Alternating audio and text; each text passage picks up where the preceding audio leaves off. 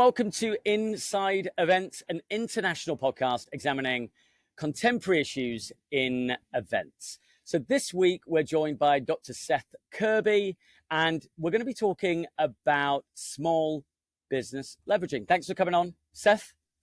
Thanks, Mike, for having me. First of all, first question is really about who are you, what's your role and the organization that you work for, and why are you interested in small business leveraging? Yep, so my name is Seth Kirby. I'm a lecturer in sport and leisure management at Nottingham-Trent University. And in terms of why I'm interested in small businesses leveraging across major events is predominantly my PhD was looking at the role of event impacts post-event. And small business leveraging is an area that's certainly growing in the field, but the concept of event leveraging is not well understood. It has been around for a few decades, but in terms of how events can be leveraged across different cycles of events, across small events right through to major events, is not well understood. And it's an area that certainly needs more work done. And in terms of its contemporary impacts, when we're looking nowadays at fewer cities are bidding for major and mega events due to the costs, event leveraging could be a way to actually use these events to their advantage and actually start to build on some of the positive impacts that could take place coming from these major events. And in terms of why you're particularly interested in it, you did it for your PhD. It was a great PhD. And why do you want to continue to look at small business event impacts and leveraging in particular, Seth? So a lot of the research and evidence tends to focus on the much larger business impact side of events. So if you look at where event leveraging came from, the origins was focused on larger sponsors. How can we build our events and build the host destination? How can we use the media exposure to create longer term impacts from this event? And there wasn't really a focus on what the smaller entities can play in those host cities.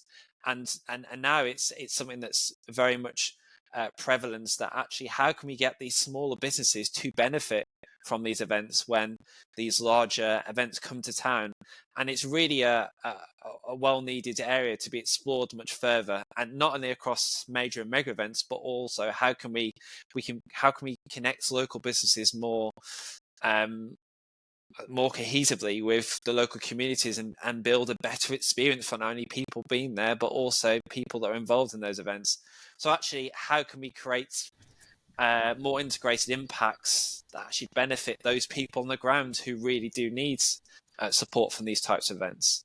It's so true. Like there's so many ways to integrate their interests in the visitor experience, right through to kind of the supply chains of events as well. Like it's weird because small businesses tend to be just forgotten about because they represent some sort of risk in a supply chain. You know, might as well just give it to an international corporation or someone with a long track record of delivering food service, for example, instead of a conglomerate of smaller businesses. But actually that would be the most sustainable thing, right? To the local community. And if these things are just mainly about giving back to the community, then it seems strange, doesn't it, that we don't do that enough, I think, in major events. There's lots of good practice, but then there's lots of things that we could do better. In terms of the concept specifically, Seth, of small business leveraging, could you kind of break that down a little bit for us to explain a little bit more just for the listeners?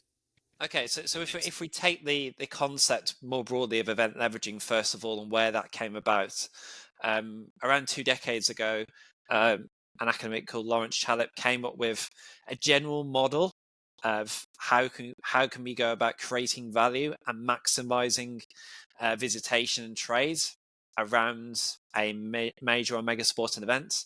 And inside that, there was some short-term and long-term goals that we can potentially derive from those events. So short-term goals including how can we maximize event visitors and trade that comes along with these events, to longer-term goals where how can we use the media coverage around these events to enhance perhaps the host community's image.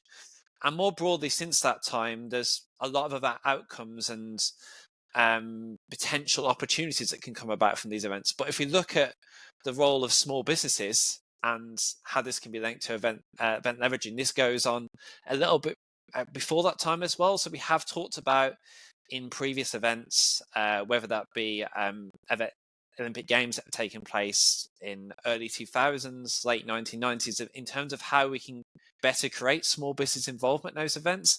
It wasn't necessarily used around the language of how can we use event leveraging here, but the cycle of how can we create those opportunities for those smaller businesses is really, really important. And one of the reviews that we conducted, a desk review, a few years ago, was around, well, what does that look like? What kind of impacts were being talked about around those events? And it's and more predominantly in those times, it's about, well, how can we actually first of all get local businesses on side and in support of the events? How can we potentially create networks for those local traders, local food traders, whoever they may be? So it really originated from that, and it's certainly grown over time to talk about other key areas that we're going to include here in terms of how can we have local businesses that have the knowledge and experience and the resources to benefit from these events. And this is more a pressing issue in terms of how can we get local businesses more included in those events. So really, we're looking at the late 1990s, and to this day, there's more and more impacts and the growing body of literature around small business leveraging. It becomes quite obvious that why listeners should care about this concept of small business leveraging. If you want to give back to the local community of hosting these events, well, that's only kind of cultural businesses, business precincts, commercial businesses, residents. There's actually a small amount of stakeholders generally. There are, it's either business people, business folk or residential people in some sense. So this is why we should care about this concept. But are there kind of some really kind of specific reasons as to why we should care even more about this particular concept, Seth? Well, so in terms of, if we talk about stakeholders being involved in those events, and we go back to the initial issue around, well, how can we have these events that are going to benefit all of society?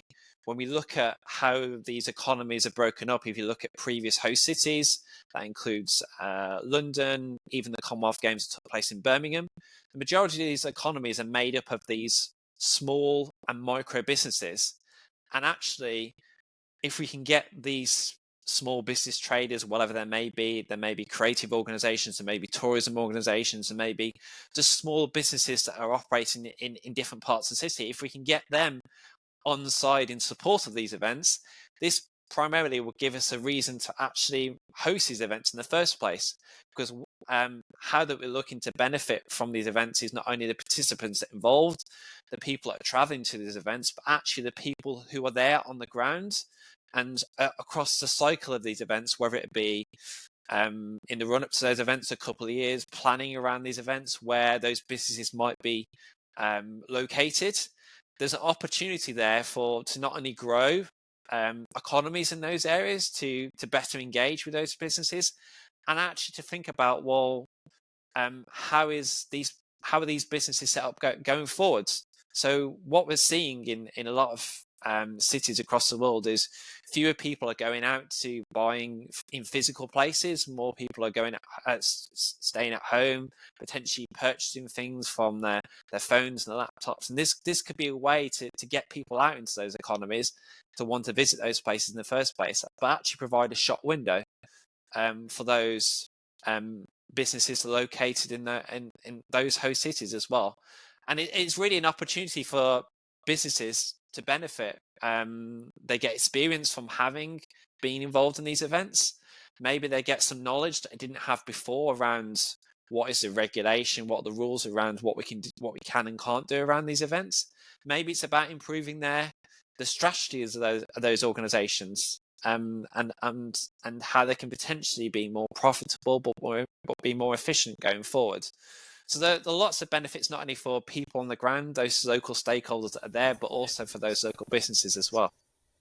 It's true. It's true. Like, for the larger scale events, the whole kind of pregacies or the pre lead up to these things can be a huge learning opportunity. So they can be more competitive with what kind of import export markets, seeking future business investments. There's always training and development programs like there was for London 2012, for example, in around fitness to supply. So there's a huge amount of learning and knowledge transfer that can go around these things.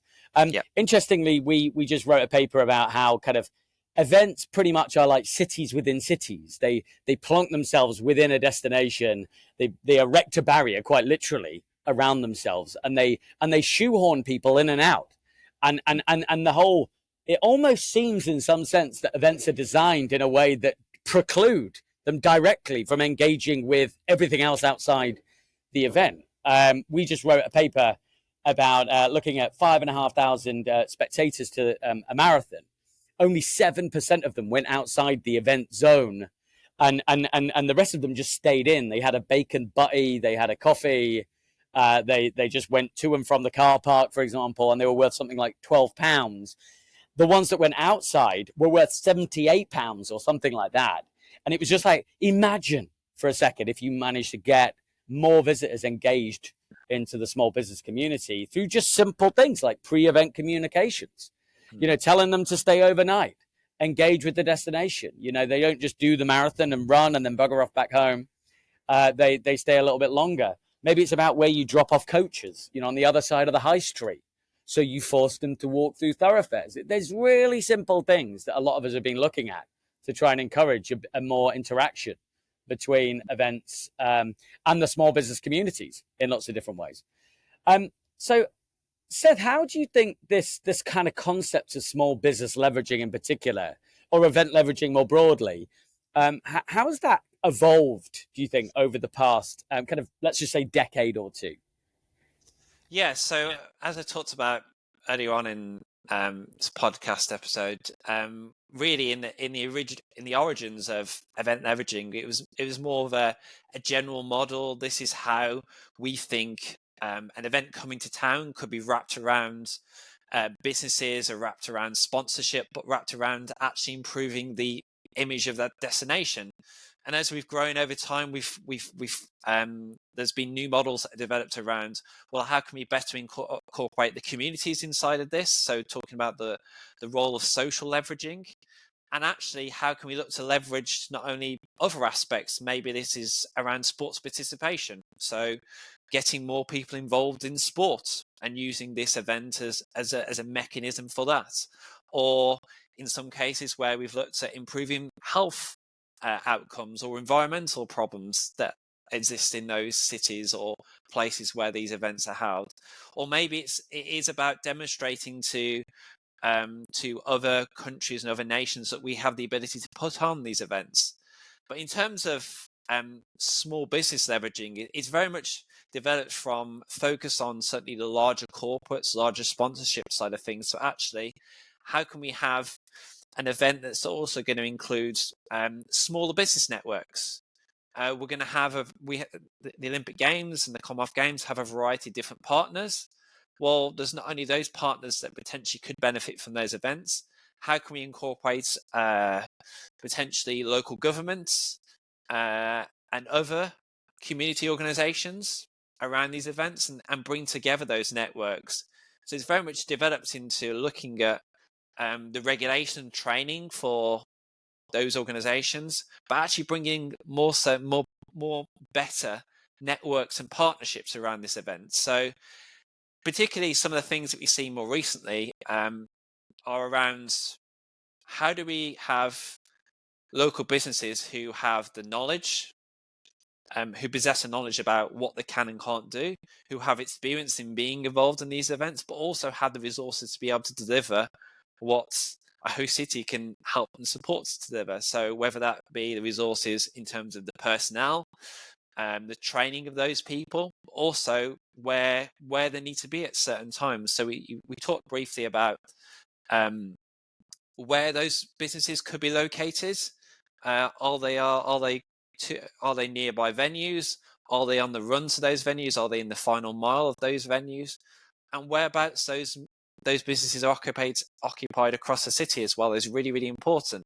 And I think more so we're starting to understand how can we create those smaller networks around this event, and not just effectively getting visitors in on shuttle buses, taking them to those venues and getting them straight out. So how do we create those benefits that are going to be supported right across those cities? And that's really where we're at now.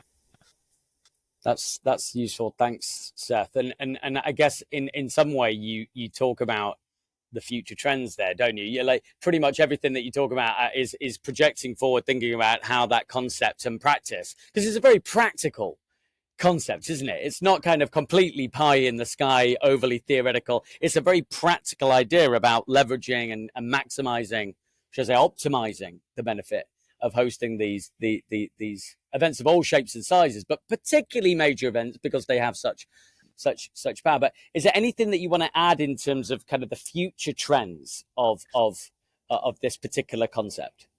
Yeah, so there's been recent papers that have talked about some of these key trends that are impacting the concept of the small business leveraging. And I think one of the main areas that certainly it's fundamental to small businesses is what strategies and tactics should they be using around these events? How do they use their knowledge and expertise to benefit from those events?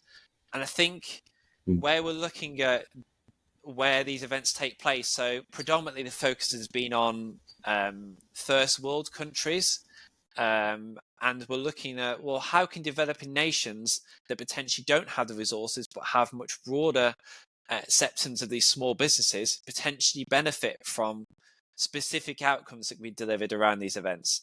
So I think what we're going to see going forward is more emphasis on specific tactics that small business can use.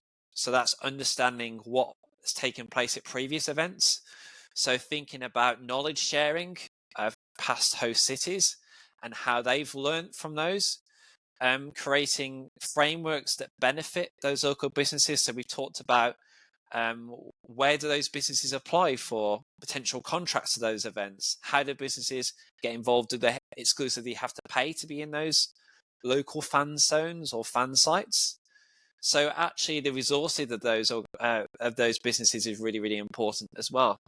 And I think there's going to be a real push towards how can we think about multidisciplinary perspectives, not only business impacts, but also looking at the role of potentially maybe creative organizations and how they've been able to use those networks more broadly to leverage what could be beneficial to those businesses as well. And actually understanding, more importantly, across the cycle of hosting these major and mega events, how those impacts can change for those businesses is really, really important. Because what you're seeing in these major and mega events is we might build a brand new venue or stadium. Well, what's businesses are going to, where are those businesses located beforehand? How does that impact those areas changed over the course of those events? And what happens into the longer term of those venues and cities? So considering the placement of those key venues, key sites is really, really important. So I think that is one area that I think is certainly a worthwhile area to explore. And not only in the major and mega event sphere, thinking about, well, how does this impact smaller scale events who perhaps have multiple things going on at those events? So thinking about it is a wider portfolio. And I think portfolio thinking around these events is certainly an area that needs more research and focus around how can we have multiple events that are going to benefit those cities during the course of that. Well, and we will have a special Inside Events with Vasilios Zayakis at some point to that scheduled in to talk specifically about event portfolios. So kind of watch out for that one when it's out. Seth, do you think that events have been, and this is an off the cuff remark really in response to what you said, do you think that events and local authorities, for example, governments have got better over time in terms of attending to, in this case, small business needs, but the needs more broadly as well of the community? I think more broadly over time they have got better to those needs, but I'm not so sure it's been because of it's been partly due to the fact that actually fewer cities and fewer places are now accepting of the fact of having these major events that come with a major cost with them. I'm not necessarily sure it's down to those global organisers that these impacts have come about. It's predominantly been down to, well, we need to justify as part of perhaps of our local authorities. So say in the case of Birmingham that hosted the Commonwealth Games last year, there was, well, how can we effectively justify spending this large amount of money that could be invested elsewhere on healthcare, on education, on and hosting this event? So we need to think about, well, so it has been at potentially looking at local authorities, local people on the ground, actually having a better understanding of those perspectives. And now we've had a lot more I would say in terms of beneficial outcomes, the Commonwealth Games seems to be in more of a better inclusive event in terms of where it creates those networks as well. The Olympic Games comes to town in it, and it's such a massive scale event that sometimes it's not able to create those local benefits on the ground. And you're potentially looking at more small scale events like the Commonwealth Games that can have those better connections with those local networks. So I think I'm not necessarily sure that it's been down to global organisers in terms of pushing for this agenda, but it's been down purely based on the fact that cities are less interested, places are less interested in having these larger events coming to town. So how can we then justify and create and justify us as if you're a policymaker, we want this event to come to town. There's a massive cost outlay as having this event. What do we need to do to better integrate this in terms of the local community needs as well? And this is a difficult thing when potentially we've got countries not in great economic circumstances and not able to afford to host these events. But also thinking about how can we spread these events much more widely across multiple host cities and host places. So I think it's been as a result of the people on the ground as cities thinking, well, we need to create those more inclusive outcomes, and it's purely down to those local communities that say, well, look, do we want this event or not? And if we don't, how can we vocalize this to our policymakers and governments that exist in those cities? Yeah, it's been interesting to see how much local pressure has been placed on events, again, of all shapes and sizes, but particularly kind of large scale events that have significant disruption, displacement of existing socioeconomic activity, right? So yeah, driven from the bottom, driven by pressure groups, driven by kind of global mandates like the UN SDGs that have been kind of enshrined increasingly into kind of event bidding protocols and all that sort of thing in order to just hold events like they should to account to make sure that they give us as much public value as possible. It's been really interesting to see actually how that's come about from so many different directions, and it can only be positive, really. But yeah, whether we've really fully understood the impact of that agenda, whether it's actually led to better outcomes for local people, I still think we're missing a big part of the data there, and I think that's going to be the next game in town, collecting proper data that illustrates local value instead of like broader general policy change and all these broader impacts of events of these different shapes and sizes. So Seth, just to finish with, we could talk for ages really about this subject, especially because you and I have kind of published in this area together. If someone was really interested in finding out a little bit more about kind of event leveraging, small business leveraging, this kind of topic area, is there any particular kind of papers, resources, reports, etc., that you would suggest that people would go to next after listening to this podcast? Yeah, so there are a host of academics and papers that have been written by very established people in the field. So there's been recent books, certainly, and journal articles written by the likes of Nico Schulenkorf, and as well as we mentioned, Vasiliev Ziakas. But also actually going back to understand the fundamentals of where event leveraging came from. So the works of Lawrence Chalip and Danny O'Brien. But there's actually been some really, really great research done right across the world from other academics like Camilla Swartz, Milena Parent, who's focused on around legacy and leveraging impacts. So there are a host of academics involved in that. In terms of practical things where people can get a better perspective on how this is enacted in from a policy perspective, the OECD has produced recommendations in terms of their events toolkits around how do we create events that actually have a betterment for local people living there, and perhaps actually having a look at some of the reports that have been produced by national business associations in those host cities is a worthwhile thing as well. So across those different host cities, there's various reports that have gone from those small business associations that I would say from a practical perspective is good to look at, but also from a global perspective, the organisers of these events, so whether it be the International Olympic Games Commission, they've produced reports on and their reports on creating more inclusive global events, but particularly the OECD toolkits that they've produced and recommendations they've got out there are really, really useful in terms of recommendations of what we can do.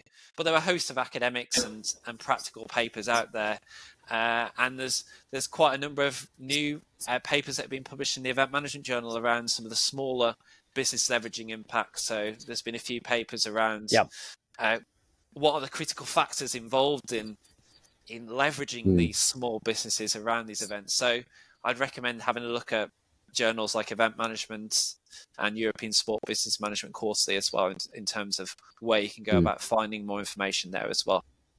Some great stuff out there. This is such a popular subject area. You know, this is probably one of the main subject areas that we publish on in Event Management Journal. And Lawrence Chalip and Danny O'Brien, you know, the fathers of this subject and the pioneers back in the early 2000s are putting together a curated collection on event leveraging together, looking at all the papers in the Event Management Journal, but also creating some sort of practical and conceptual future research directions that we need to think about. So check that out when that's out, or that might be out at the point in which you're listening to this right now. So thanks, Seth, for joining us on Inside Events. It's been brilliant to have you. And some of the things that you mentioned, we'll definitely put some of the links and links to some of the reports and the papers that you mentioned, as well as some of the curated collection stuff that's coming out as well. So thanks for coming on, and tune in next time for the next Inside Events. Thanks.